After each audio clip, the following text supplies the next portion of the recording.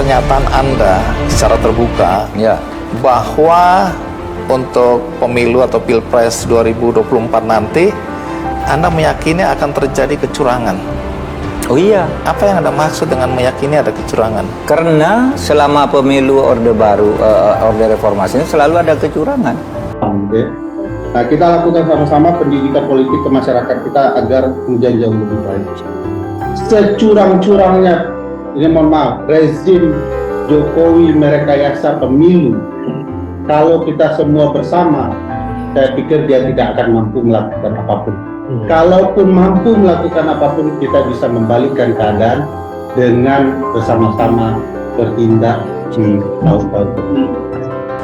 Nah, ini juga yang harus saya klarifikasi, karena sebuah media seperti Metro TV itu menulis, membuat bedah editorial gitu ya, bahwa itu mengada-ada Pak Menko Polhukam itu kok seperti pengamat, kok tidak bertindak. Kalau sudah tahu lah ini sudah bertindak, karena saya ini hakim, itu hasil tindakan saya itu semua pemilu itu ada yang curang. Cuma curangnya itu kalau sekarang horizontal, partai ini mencurangi partai ini, di daerah ini yang curang partai ini, daerah ini partai itu. Kalau Orde Baru saya bilang yang curang dari atas, ABG, ABRI, birokrasi dan Golkar itu mengatur kemenangan sejak setahun sebelumnya udah selesai pemilu itu. Nah sekarang enggak, semua boleh berimprovisasi, berkampanye, termasuk nyuap, termasuk curang gitu. Makanya saya bilang langkahnya apa? Langkahnya sekarang ada hakim. Waktu saya menyatakan itu bahwa setiap pemilu itu curang, tapi curangnya itu di tingkat bawah antar kontestan atau antar pendukung seorang calon itu membayar TPS. Nah, misalnya Mas Sandi bersanding di desain saya dapat suara 5.000, Mas Sandi 4.000, sama-sama enggak dapat, suara Mas Sandi dibeli oleh saya dengan persetujuan ketua TPS. Itu kan curang. Yang atas yang tadinya menang jadi kalah. Nah itu putusan yang saya temukan, dan itu terjadi banyak, masif, bukan hanya satu. Kalau satu mungkin nggak betul, itu masif.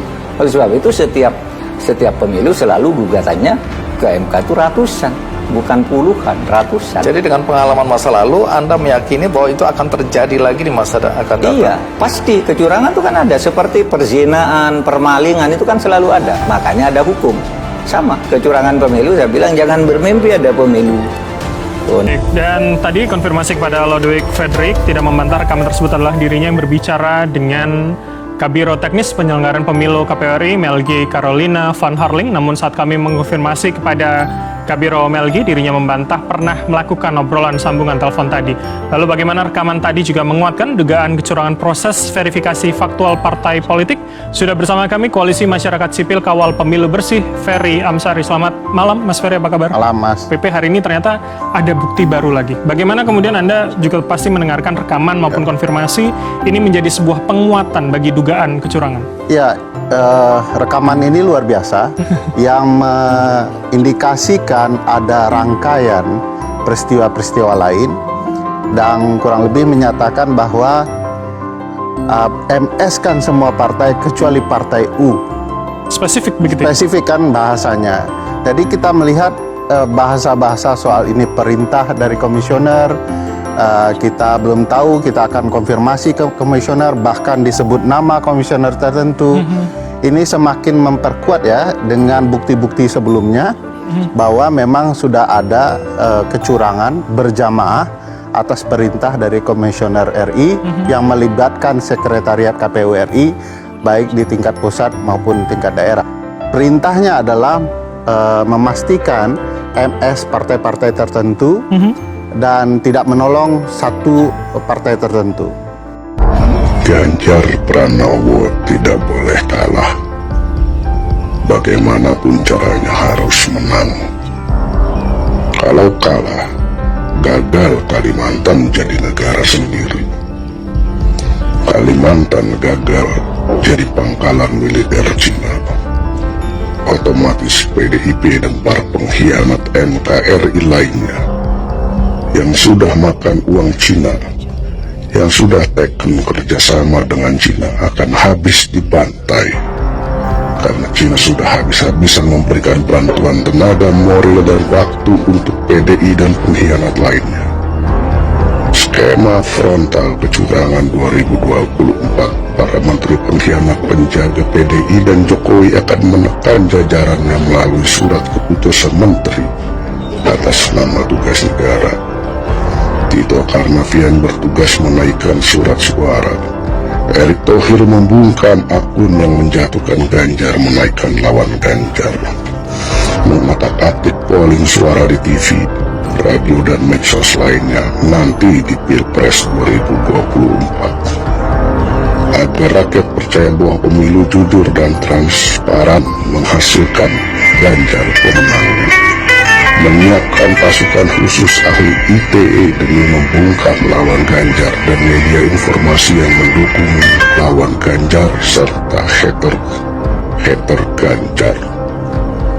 Luhut Binsar dan Muldoko memudahkan jalan akses para militer asing sebagai pembantu lapangan mensukseskan kecurangan pemilu, di mana para asing berstatus dan berprofesi ganda selain sebagai pembantu para oknum di instansi kepolisian dan TNI di bawah perintah Luhut dan Muldoko disertai tangan kanannya yaitu Dudun CS dan Kapolri CS menghancurkan kekuatan lawan Ganjar. Intinya TNI Polri akan mengulang kembali cara kerjanya, yaitu berpolitik praktis. Di era Jokowi netral tidak berpolitik, ternyata berpolitik habis. Sebagai contoh fakta, siapa yang sanggup membantai 6 laskar FPI yang mampu meracun 600 anggota KPPS dan KPU di daerah, bukan baliho organisasi keagamaan sebagai organisasi teroris, membubarkan dakwah, membahas politik? Jawabnya mereka yang terdidik militer, dalam hal ini oknum Polri dan TNI, ikut berpolitik praktis memenangkan paksa Jokowi. Karena kalau rakyat sipil tidak akan mungkin jika sipil beragama, dogma, doktrin, takut dosa. Jika sipil tak beragama atau minim agama, hanya fokus bekerja, cari nafkah untuk dirinya dan keluarga, tak peduli urusan politik. Menteri Agama Gus Yakut menghancurkan lawan Ganjar dengan cara gaungkan lawan anti khilafah yang memusuhi Ganjar dan PDI. Hadirkan kembali bazar-bazar bayaran, gaungkan lawan musuh-musuh Ganjar, karena musuh Ganjar anti NKRI pro khilafah. Menteri Kesehatan siapkan ramuan membungkam kesehatan para lawan di TPS. Mengulang Pilpres, ratusan KPPS mati diracun menghasilkan Jokowi waktu itu pemenangnya.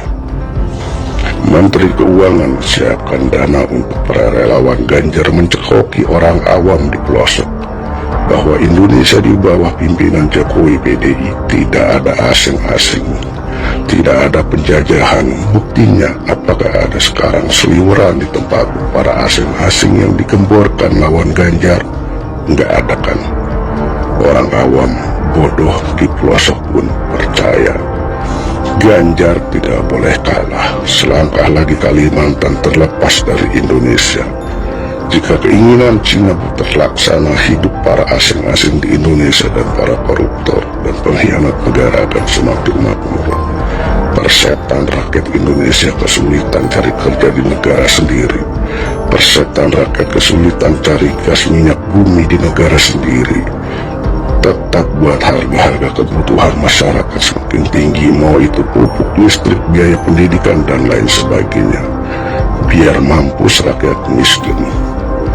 PDI dan pengkhianat lainnya semakin makmur. Ganjar tidak boleh kalah. Itulah skema rancangan pemilu 2024 untuk memenangkan Ganjar.